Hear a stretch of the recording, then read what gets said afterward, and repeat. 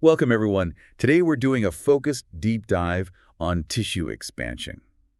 If you're prepping for board exams, understanding how we get extra tissue with minimal donor issues is really key. Absolutely. It's fundamental. So our goal here is just to review the critical physiology and the techniques you need to know. Right. And it all starts with the skin itself, its structure. You've got the epidermis, those outer layers, and then the dermis beneath. That's where the collagen, elastin, the ground substance give it strength and stretch. And that stretchiness, the viscoelasticity, that's where creep comes in. Yeah. Mechanical and biologic. Exactly. Mechanical creep is that immediate give you get when you stretch the skin. Collagen fibers realign, elastin stretches a bit, water moves. It's what you're harnessing with intraoperative expansion, that immediate gain. Okay, get the quick. But biologic creep, that's different. That's the response to sustained stretch over time. It triggers actual cellular growth, new collagen, angiogenesis, fibroblasts multiply. It's a biological adaptation. Which takes weeks, obviously. Precisely. That's why conventional expansion isn't instant. You're stimulating real tissue growth. And stress relaxation fits in how? Is it just the flip side of creep? Pretty much. As the tissue creeps or adapts to the stretch, the force needed to keep it stretched decreases over time. That's stress relaxation. The tissue is, well, relaxing into its new configuration. Got it. Okay, so as this is happening over weeks, what are the actual changes we'd see if we looked under a microscope? The histology. You see predictable things. The epidermis, it actually thickens. You get increased mitotic activity, hyperkeratosis, though interestingly, it tends to normalize about 6 months after you stop expanding. So epidermis thickens. What about the dermis? The dermis thins, typically 30 to 50%, but you see an increase in fibroblasts, myofibroblasts too, laying down new collagen that aligns with the tension. Elastin fibers fragment and everything gets a bit more spread out. The appendages move further apart. And does the dermis recover its thickness? It does, but it takes time, usually around 2 years to get back towards normal thickness. Okay. And deeper still, muscle and fat. Muscle generally shows some thinning, a decrease in mass. The fibers might look a bit disorganized, but function usually remains unchanged. You might see more mitochondria, though. And fat. I hear it's sensitive. Very sensitive to the pressure, definitely thins, and that loss can be permanent, especially if you're, quite aggressive with the expansion rate. You even risk necrosis and fibrosis if you overdo it. Right. Caution needed there. Then there's the capsule that forms around the expander itself. What's the significance of that? Ah, yes, the capsule. Forms within days, really. It's mostly fibroblasts and thick collagen bundles. It actually develops distinct layers, an inner synovial-like layer, a central layer with the fibroblasts, a looser transitional layer, and an outer vascular layer. Vascular layer, that sounds important. It is. You get rapid angiogenesis in the capsule, lots of new capillaries, especially at that interface between the capsule and the host tissue. It's a bit like the delay phenomenon. This increased vascularity is thought to really improve the survival chances of the expanded flap. Okay, interesting. Let's switch gears to the expanders themselves. What are the main design variables? The basic setup is an inflatable silicone elastomer shell, a reservoir, but the variations matter. How the injection port works, the base style, if it allows differential expansion, the surface texture, and of course the shape and size. Let's talk ports. Remote versus integrated pros and cons. Okay. Remote ports connect via tubing and sit away from the main expander, often in a subcutaneous pocket. The pro is you're less likely to puncture the actual expander when inflating. The cons, well, they can flip. The tubing can kink or get blocked, or the port itself can migrate. Right, and integrated. Integrated ports are built right into the expander shell. You find them by palpation or sometimes with a magnet. Pros, no separate pocket needed, no tunneling, less hardware migration risk. Con, you have to be careful not to puncture the reservoir itself when you stick the needle in. Higher risk there. Makes sense. Yeah. What about the base and surface? Stable base, textured surface, what do they do? A stable or rigid base encourages expansion mostly upwards, unidirectionally. A soft base allows more omnidirectional stretch. Surface texture smooth is standard, but textured surfaces allow the capsule to sort of grow into the expander surface. This can reduce migration and potentially capsule contracture. And differential expansion. That's where the silicone shell has different thicknesses. Thicker areas resist expansion more, thinner areas expand more easily. This helps shape the expanded tissue, really useful for things like breast mounds to get a more natural contour. Shape seems important too. You mentioned rectangular, round, crescent. Yet does shape affect the amount of tissue gain? It does, yeah. It's interesting the calculated volume increase doesn't always translate directly to usable surface area gain. There's data suggesting rectangular expanders give you the best bang for your buck, around 38% yield relative to the calculation, compared to maybe 32% for crescent and 25% for round. Something to keep in mind. Good tip. And permanent expanders, are they Yeah. different? Yeah, those are mainly for breast reconstruction. They're usually dual compartment, a silicone gel outer layer for feel, and an inner saline reservoir that you expand, typically with a remote port. They're designed to be left in place. Oh, and self-inflating ones exist using osmosis, but they're not commonly used anymore. Okay. So when should we definitely not use tissue expansion? Any absolute contraindications? Absolutely. You don't want to put an expander near an active malignancy, under an existing skin graft where the blood supply is tenuous, in an area with an open infection, or into tissue that's already super tight and compromised. And relative ones. Things to be cautious about. Yeah, relative ones would include areas that have had radiation or will get it, potentially some psychiatric conditions affecting compliance or follow-up, and placing it right next to an open wound. You need sound tissue around it. What are the big selling points? The Yeah. advantages? Well, the main one is closing larger defects with adjacent tissue, best match for color, texture, sensation. It gives you a primary closure option where you might otherwise need a graft or flap. You can manipulate scars, potentially repeat the expansion later. It's a pretty reliable technique overall. But it's not without downsides. Definitely not. It means multiple operations, a delay in the final reconstruction, which can be tough for patients, lots of clinic visits for inflation, the temporary deformity during expansion can be significant, and then there are the risks, pain, infection, the expander showing through.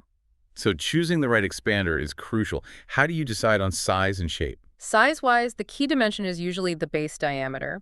A good rule of thumb is you want the base to be about 2 to 2.5 times the diameter of the defect you need to close.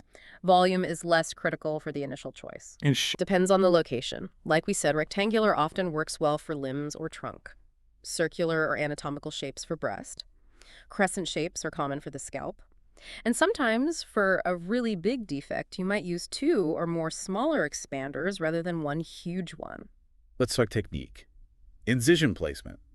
Pocket creation. Incisions are generally best placed perpendicular to the main direction you want the expansion to occur. Keep them away from the area of maximal tension if possible. You can sometimes use existing scars or the edge of the defect. And the pocket. Needs to be dissected meticulously, just large enough for the expander to lie flat without folds, but not so big it migrates. Subcutaneous, superficial, submuscular, subgale on the scalp depends on the site. Hemostasis is critical. You want a nice clean pocket. Closed suction drains are often used temporarily. And do a layered closure. Do you inflate it at all initially? Usually just a little bit, maybe 10 or 20% of the volume. Just enough to take the wrinkles out of the shell and make sure it's sitting okay, but not enough to put immediate tension on the closure. Okay. Then the actual expansion phase begins. How long after surgery and how does it work? You usually wait for the incision to heal reasonably well. Typically start expansions about 1 to 3 weeks after placement. The whole process might take 6 to 12 weeks, sometimes longer. How often do you inflate? Generally, weekly visits are standard. You use a fine needle, a 23 gauge, often a Huber needle for integrated ports to minimize damage, and slowly inject saline. How much do you put in each time? You fill until the patient feels discomfort or tightness, or you see the overlying skin start to blanch. That's your endpoint for that session. Yeah. You want to avoid overly rapid expansion, which increases complication risks. And when do you know you're done expanding? How much tissue have you actually gained? You stop when you judge you have enough mobile expanded tissue to close the defect without tension. A useful formula, a rough guide, is that the available tissue for advancement is approximately the circumference of the expanded mound minus the width of the expander base. Circumference minus base width. Mhm. Okay. Then the final step. The reconstruction itself. Right. Once you've reached your target volume and let it stabilize, perhaps, you go back to the OR. You typically make your incision at the junction of the expanded tissue and the defect, if it exists, or where you plan the defect. What about the capsule? Do you remove it? Usually not entirely. You might need to score it, make cuts in it, capsulotomy, to allow the flap to advance and redrape properly, but completely excising it can compromise that beneficial vascularity we talked about, so handle it judiciously. Let's run through some common clinical applications. Scalp. Scalp is a prime location for expansion. You can reconstruct up to 50% of the scalp this way, often without causing significant alopecia. Subgale placement is standard, often using remote ports. Multiple expanders, staged flaps are common.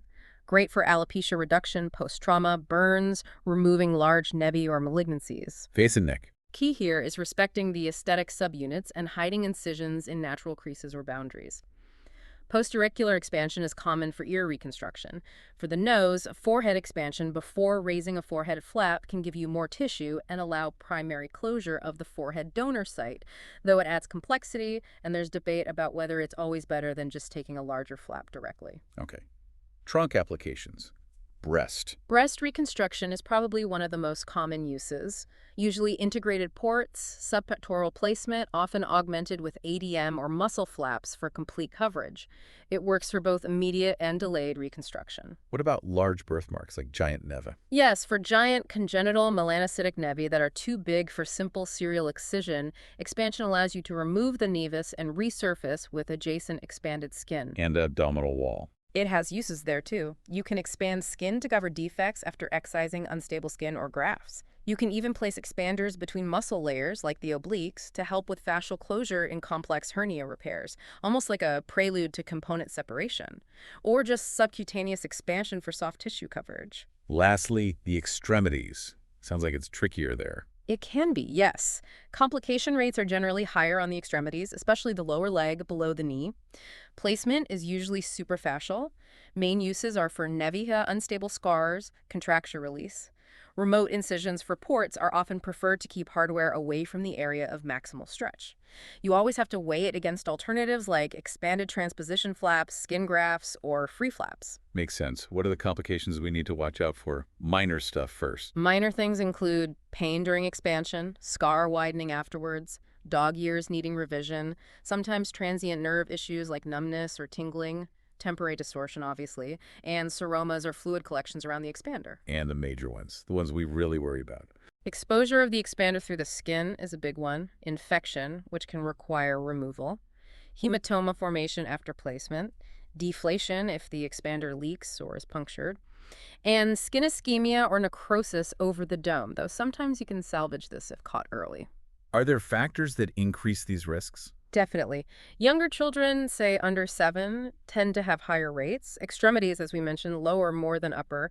Expansion over burn scars or in previously irradiated fields is also higher risk. Okay. Just briefly, what about external expansion? Is that a viable alternative? It's an evolving area. There are mechanical devices, things like the Abra, Dermaclose, Dynaclose systems that apply continuous external tension to skin edges for delayed primary closure. They work via mechanical and biologic creep, too. Some success reported, but maybe needs more evidence. And then there's negative pressure, like the Brava device initially marketed for breast enlargement. There were concerns about compliance, how long the effect lasts, the mechanism. But it's shown some promise more recently when used with fat grafting, perhaps preconditioning the tissue. Still developing. Right. So to wrap up with some key takeaways for board prep, remember viscoelasticity, mechanical and biologic creep, stress relaxation. That's the foundation. Remember the histology. Epidermis thickens, but dermis, fat, muscle thin out during expansion. Expander choice. Rectangular often gives the best yield relative to calculations. Base diameter, about 2.5 times the defect diameter, is a good starting point. Technique. Wait 1-3 weeks post-op to start inflating, usually weekly fills. Available tissue gain is roughly circumference minus base width. Common sites. Breast and scalp are the big ones. You can get up to 50% scalp reconstruction. And be aware, extremities have the highest complication rates. External expansion is still finding its place. Excellent summary. I think really grasping that interplay between the biological response, the creep, the angiogenesis, and the technical aspects of placing and filling the expander is crucial for success. Couldn't agree more. Understanding why it works helps you make it work better in practice. Definitely worth reviewing those core principles.